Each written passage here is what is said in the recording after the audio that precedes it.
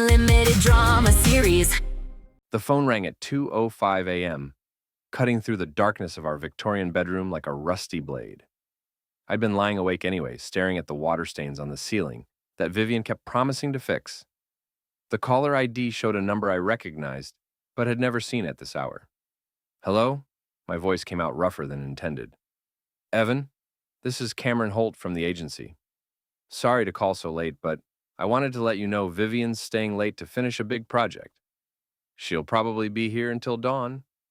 Cameron's voice carried that practiced smoothness he used in board meetings, but something felt rehearsed about it.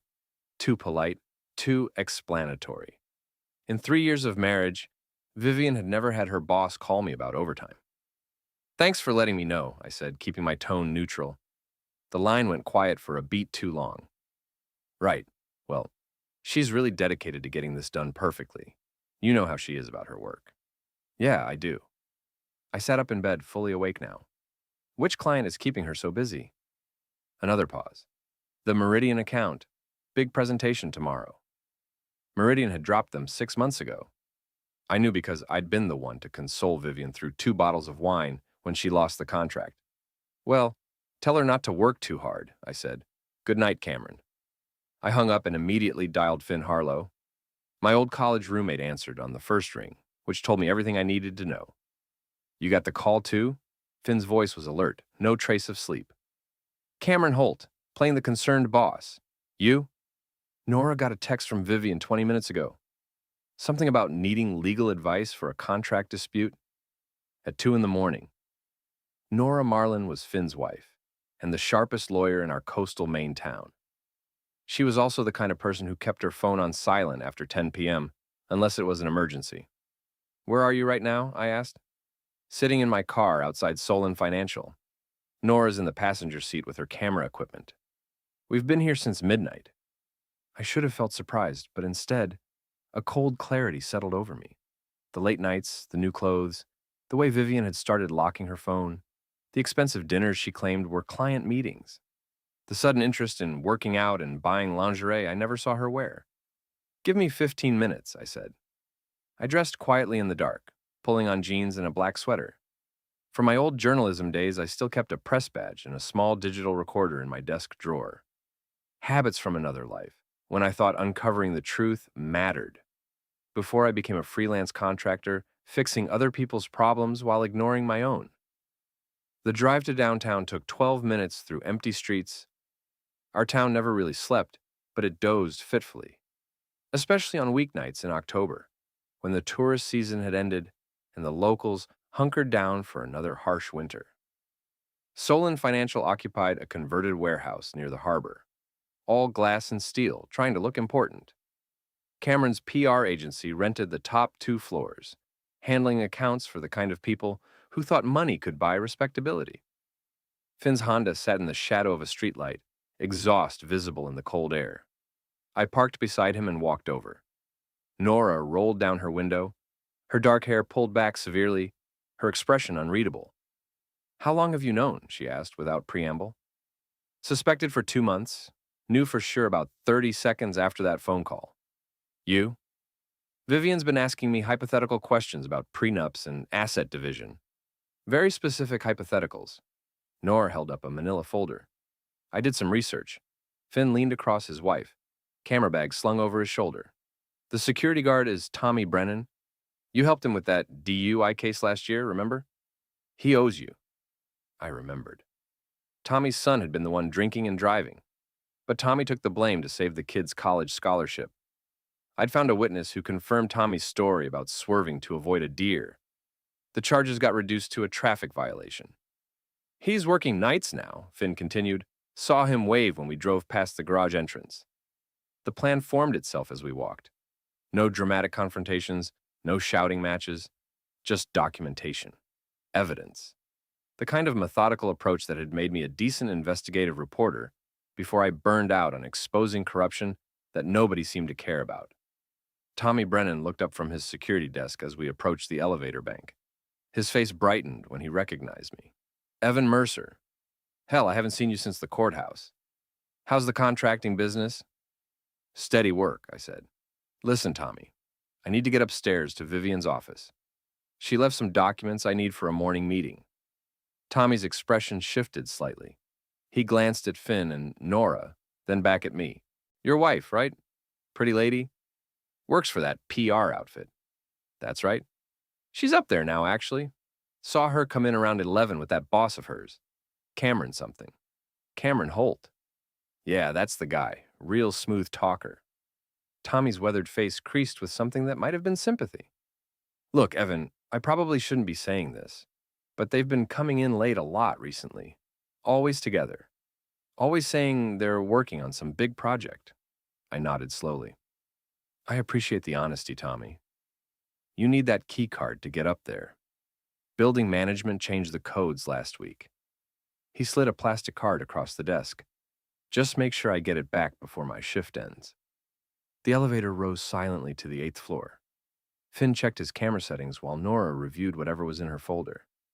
I felt strangely calm, the way I used to feel walking into a hostile interview or a dangerous neighborhood chasing a story. The fear and anger would come later. Right now, there was only the job. The PR agency's reception area was dark except for emergency lighting, but a warm glow emanated from the conference room at the far end of the hall. Floor-to-ceiling windows made the space visible from 50 feet away. We approached quietly, staying in the shadows, until we were close enough to see clearly. Vivian was there, all right. My wife of 3 years, the woman who'd promised to love and honor me, was straddling Cameron Holt on the mahogany conference table. Her skirt was hiked up around her waist, his shirt unbuttoned. They moved together with the practiced rhythm of people who'd done this many times before. Finn raised his camera. You sure about this? Do it. The first flash lit up the conference room like lightning. Vivian's head snapped toward the window, her eyes wide with shock and terror. Cameron tried to push her off him, scrambling to cover himself with his shirt. Finn fired off 11 more shots in rapid succession, the motor drive whirring. Each flash froze them in a different tableau of panic and shame. Then Nora stepped forward into the light, where they could see her clearly. Cameron Holt's face went white as paper. Nora? Hello, Cameron. Her voice was steady, professional. I think we need to talk. I used Tommy's keycard to unlock the conference room door. Vivian had managed to pull her skirt down and was frantically buttoning her blouse, but her hair was disheveled and her lipstick smeared. Cameron had gotten his pants back on but couldn't seem to work the buttons on his shirt. Evan, I can explain, Vivian started. I'm sure you can. I walked to the head of the conference table and sat down in Cameron's chair. But first, let's discuss the project you've been working on so late. Cameron found his voice. Look, this isn't what it looks like. It looks like you've been having an affair with my wife, I said calmly. In your office, during business hours, on company property. We can work this out, Cameron said. Nobody has to know about this. We're all adults here. Nora opened her manila folder and spread several documents on the table. Actually, quite a few people are going to know about this, starting with your wife of 19 years. Cameron's confident expression cracked. What are you talking about? Julia Holt retained my services last week. She suspected you were having an affair and wanted me to investigate her legal options. Nora's smile was razor thin. Imagine my surprise when she described the other woman, and I realized she was talking about my friend's wife. I pulled out my own folder, the one I'd been preparing for 2 months while gathering evidence of Vivian's deception. Speaking of legal options, sweetheart, do you remember that prenup you signed? Vivian's face went pale. The prenup was just a formality. Your lawyer said it was standard. It was standard. But you might want to read the infidelity clause more carefully. Specifically, the part about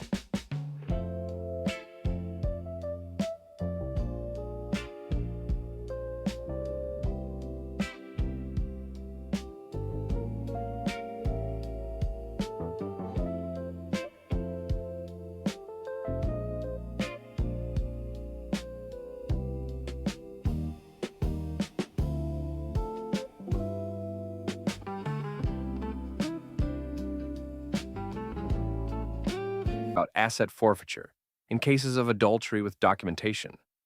I slid a copy across the table. Vivian's hands shook as she picked it up. This says I forfeit everything if I cheat. Only if there's proof. Photographs, for instance. or witness testimony. I gestured toward Finn's camera. I'd say we're well covered on both counts. Cameron stepped forward, trying to regain control of the situation. You can't just ambush us like this. There are laws about privacy, about consent to being photographed. You're absolutely right, Nora said. Fortunately, this building's security system has been recording everything that happens in this conference room for the past 4 hours. The cameras are motion activated and store footage automatically on the company server. She pointed to a small black dome in the corner of the ceiling that I hadn't noticed before. The building management company is required to preserve all security footage for 90 days. I've already filed a court order to prevent them from deleting tonight's recordings. Cameron's composure finally cracked completely. You can't do this to us. I have a reputation, a business. Vivian has a career. Had, I corrected. Past tense. I opened my second folder, the one I'd been building since I first suspected something was wrong. Bank statements, credit card receipts, hotel bills, restaurant charges. A pattern of deception stretching back 8 months. Did you really think I wouldn't notice the expenses, Vivian? The Riverside Inn every Tuesday afternoon? The lingerie purchases from that boutique in Portland? The sudden need for a gym membership at the same club where Cameron works out? Vivian sank into a chair, her face in her hands. You've been spying on me? I've been paying attention. There's a difference. I spread the documents out so everyone could see them. Joint credit cards are wonderful things. They provide such detailed records of where people go and what they buy. Cameron tried one more time to salvage the situation. Look, we can all be reasonable here. What do you want? Money? I can write you a check right now. I don't want your money, Cameron. I want justice. Nora cleared her throat. There's one more thing you both should know. Julia Holt isn't just seeking a divorce. She's also been investigating some irregularities in your business practices, Cameron. She produced another set of documents from her seemingly endless folder. Fraudulent billing to clients, kickbacks from vendors, misuse of company funds for personal expenses, including, I might add, those hotel rooms and restaurant meals you've been charging to the Meridian account. Cameron's face went gray. That's impossible. Meridian dropped us months ago. Exactly. But you've been billing them for services never rendered and pocketing the money. The State Attorney General's office is very interested in discussing this with you. I stood up, feeling lighter than I had in months. Here's what's going to happen. Vivian, you're going to move out of our house tonight. You can stay wherever you want, but you won't be taking anything except your personal clothes and toiletries. You can't throw me out of my own home.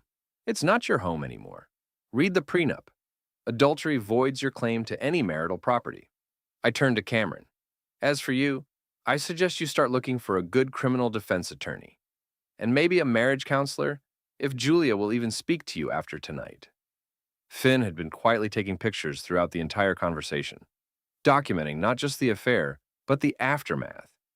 The evidence, the confrontation, the complete collapse of two people who thought they were smarter than everyone else. I think we have everything we need, he said, lowering his camera. Nora gathered her papers efficiently. I'll file the divorce petition first thing in the morning. Given the circumstances, it should be finalized within 60 days. As we prepared to leave, Vivian made one last desperate attempt to salvage something from the wreckage. Evan, please, we can work this out. It was a mistake. I never meant for it to go this far. I paused at the conference room door and looked back at her. She was still beautiful, still the woman I'd fallen in love with 4 years ago. But that woman had been a carefully constructed lie, and I was done living inside other people's fiction. The mistake wasn't the affair, Vivian. The mistake was thinking I was too stupid to figure it out. We rode the elevator down in silence. Tommy Brennan was waiting at the security desk, and I handed him back his keycard. Everything work out okay? He asked. Better than okay. Thanks for your help. Anytime, Evan. You're good people. Outside, the October air felt clean and sharp after the stifling atmosphere of the conference room. Finn and Nora walked me to my car. You know this is going to get ugly, Nora warned. Cameron has money and connections. He'll try to fight back. Let him try. I've got photographs, documents, and witnesses. Plus, whatever's on that security footage. I opened my car door. Sometimes the truth is enough. Finn clapped me on the shoulder. What are you going to do now? I looked back at the building where my marriage had officially ended. In a few hours, the sun would rise on the first day of my new life. I had no idea what that life would look like, but for the first time in months, I was looking forward to finding out.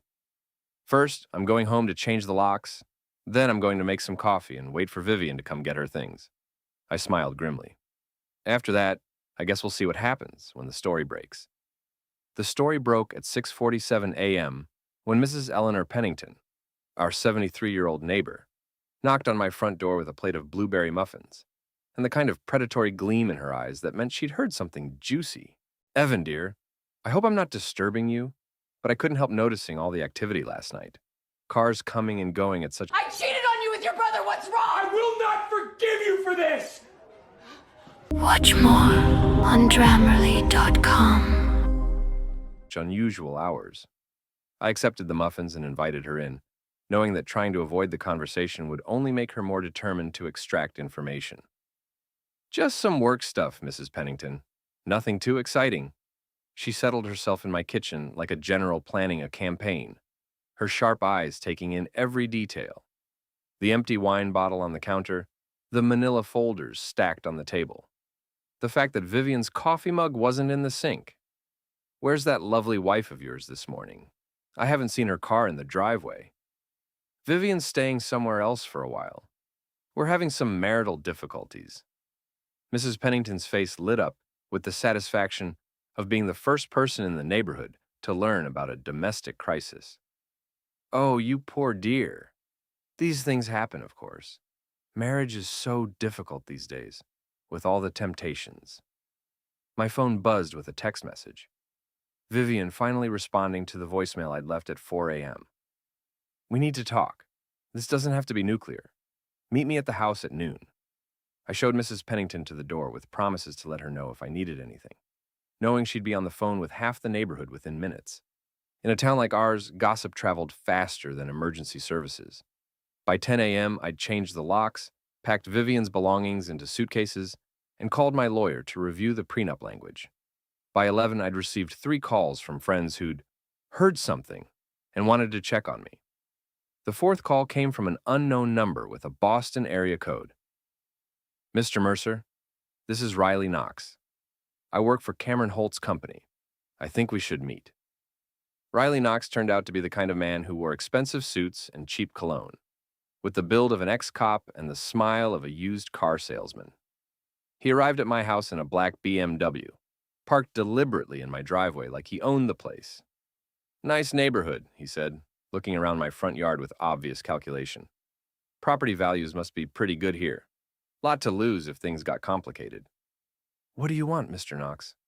I want to help you avoid making a mistake that could cost you everything. He handed me a business card that identified him as Director of Client Relations. Mr. Holt is prepared to be very generous in exchange for your discretion about last night's misunderstanding. I led him into my living room, curious to see how far Cameron was willing to go to contain the damage. What kind of generosity are we talking about? Riley opened a leather briefcase and pulled out a check already made out in my name. The amount had enough zeros to pay off my mortgage and buy a new truck. This is just a starting point. Mr. Holt values his privacy and his business relationships. He's prepared to ensure your financial security in exchange for those photographs and your agreement to keep private matters private. And if I'm not interested in Mr. Holt's generosity?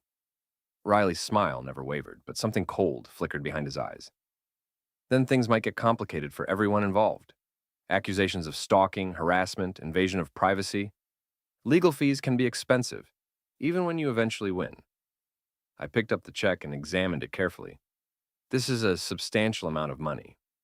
Mr. Holt believes in solving problems efficiently.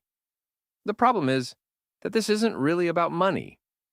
I tore the check in half and handed the pieces back to Riley. This is about consequences.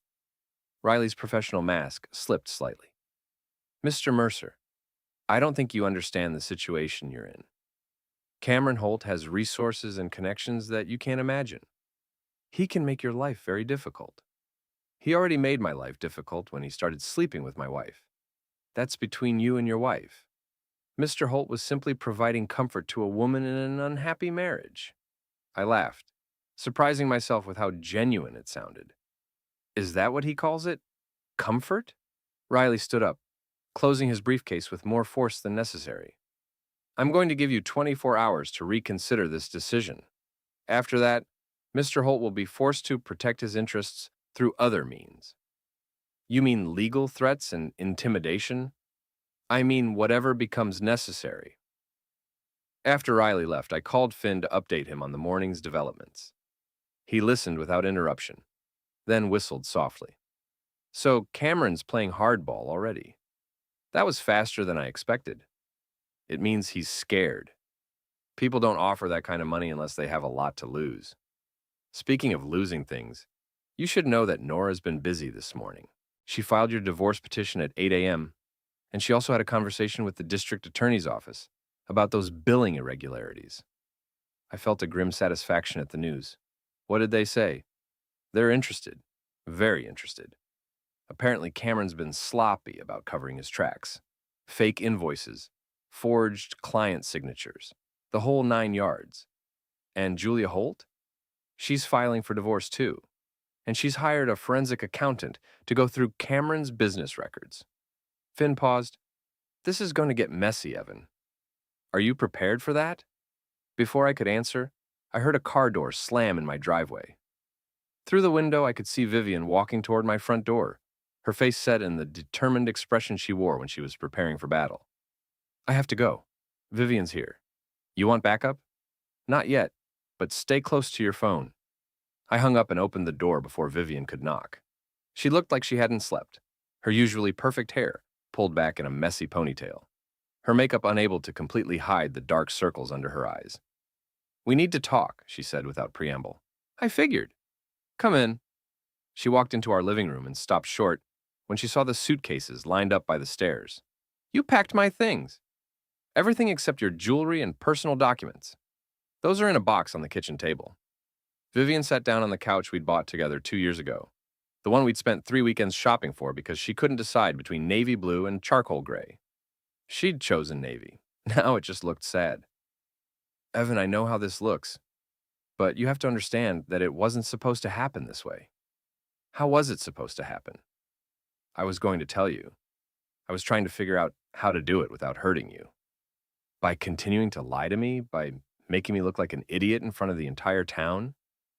It's not about you looking like an idiot. It's about us growing apart.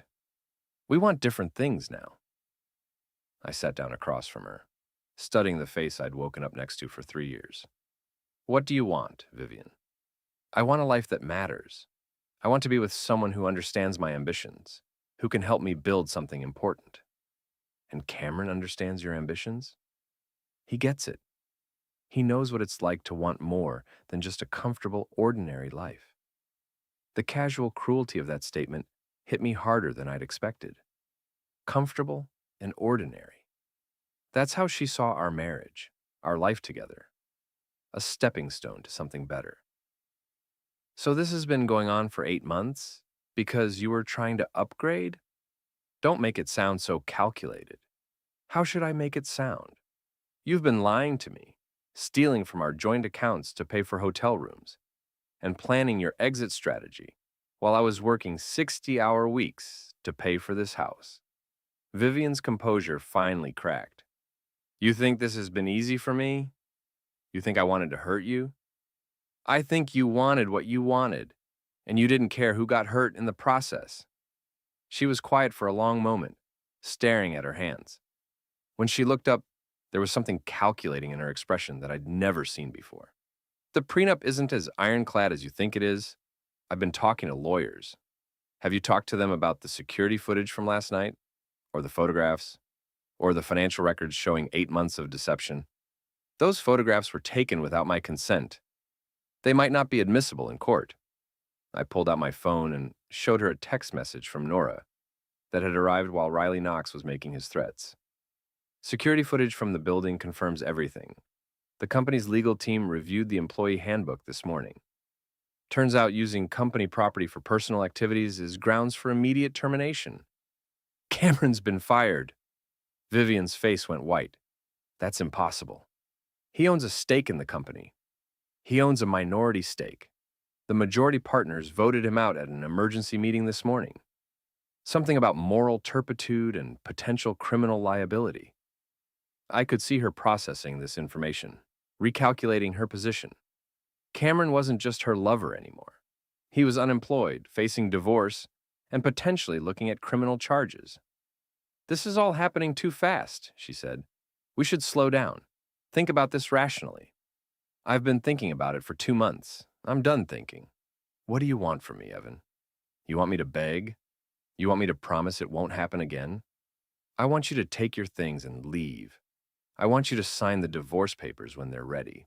And I want you to stay away from me while we sort out the legal details." She stood up abruptly, her face flushed with anger. "You're making a mistake. You think you're so smart with your photographs and your evidence, but you have no idea what you're dealing with. Cameron has resources, he has connections, he can make things very difficult for you." Funny. That's almost exactly what his friend Riley Knox said when he was here this morning. Vivian's expression shifted to surprise, then concern. "Riley was here?" "About an hour ago. Offered me a substantial amount of money to keep quiet about last night. When I turned him down, he made some vague threats about legal consequences." "You should have taken the money." "Why? Because I'm going to need it for legal fees when Cameron tries to destroy my life?" "Because this isn't going to end the way you think it is." Vivian picked up her purse and walked toward the door. "You've always been too naive for your own good, Evan. You think the truth matters, but it doesn't. What matters is who has more money and better lawyers."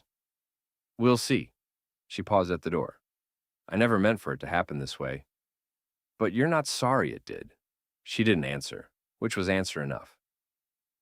After she left, I sat in my living room, surrounded by the remnants of our life together, and tried to figure out what I was feeling. Anger, certainly. Betrayal, obviously. But underneath those emotions was something unexpected. Relief. For the first time in months, I knew exactly where I stood. The uncertainty was over. The pretense was finished. Whatever came next, at least it would be honest. My phone rang. Mrs. Pennington again. "Evan, dear, I hope you don't mind me calling, but I just saw Vivian leaving with those suitcases. I wanted you to know that if you need anything at all, you just have to ask." "I appreciate that, Mrs. Pennington. And I want you to know that some of us in the neighborhood have been aware of the situation for some time. That man in the expensive car has been picking her up quite regularly when you were at work." "You saw Cameron?" "Oh, yes, dear. Silver Mercedes, very flashy. They didn't seem to be trying very hard to hide it." "I assumed you knew." Another small humiliation, another piece of evidence that I'd been the last person in town to figure out what was happening in my own marriage. But also confirmation that when this story became public, there would be plenty of witnesses to corroborate the timeline. "Mrs. Pennington, if anyone asks you about what you've observed, I hope you'll be honest with them." "Of course, dear. The truth is always the best policy." I spent the rest of the afternoon organizing documents and preparing for whatever legal battles lay ahead. By evening, I had a clear picture of our financial situation, a timeline of Vivian's deception, and a growing sense of confidence about my position. The phone rang at 8 p.m. Finn's voice was tight with excitement. "Turn on Channel 6, the 10 o'clock news. You're going to want to see this." "What happened?" "Cameron Holt was arrested this afternoon. Fraud, embezzlement, and tax evasion. The DA's office moved faster than anyone expected." I felt a cold satisfaction settle in my chest. "What about Vivian?" "No charges yet, but they're investigating her involvement. Turns out she knew about the fake billing and helped create some of the fraudulent documents. The net was closing faster than I dared to hope. Cameron's resources and connections weren't going to save him from a thorough investigation by the State Attorney General's office. And Vivian's dreams of upgrading to a more ambitious life were about to collide with the reality of criminal liability. I poured myself a glass of wine and settled in to watch the news, curious to see how the story would be presented to the public. The lead anchor was a serious woman named Patricia Wells, who'd been covering local politics for 15 years. "Good evening. Tonight's top story. A prominent local businessman has been arrested on charges of fraud and embezzlement. Cameron Holt, CEO of Holt Strategic Communications, was taken into custody this afternoon following an investigation by the State Attorney General's office. The screen showed footage of Cameron being led away in handcuffs, his expensive suit wrinkled, his confident demeanor completely gone. He looked smaller somehow, diminished by the reality of consequences he'd never expected to face. The investigation began when irregularities were discovered in billing practices at Holt's public relations firm. Sources close to the investigation say that Holt allegedly created fraudulent invoices for clients who had already terminated their contracts, then pocketed the payments. Patricia Wells continued with the details I already knew, but hearing them presented as objective news made them feel more real, more final. This wasn't just personal drama anymore, it was public record. The story concluded with a brief statement from the district attorney's office promising a thorough investigation and appropriate charges for anyone involved in the alleged scheme. I turned off the television and sat in the quiet of my house, processing what had just happened. In less than 24 hours, my marriage had ended. My wife had been exposed as a cheater and possible criminal, and her lover had been arrested on felony charges. It should have felt like victory, but instead, it felt like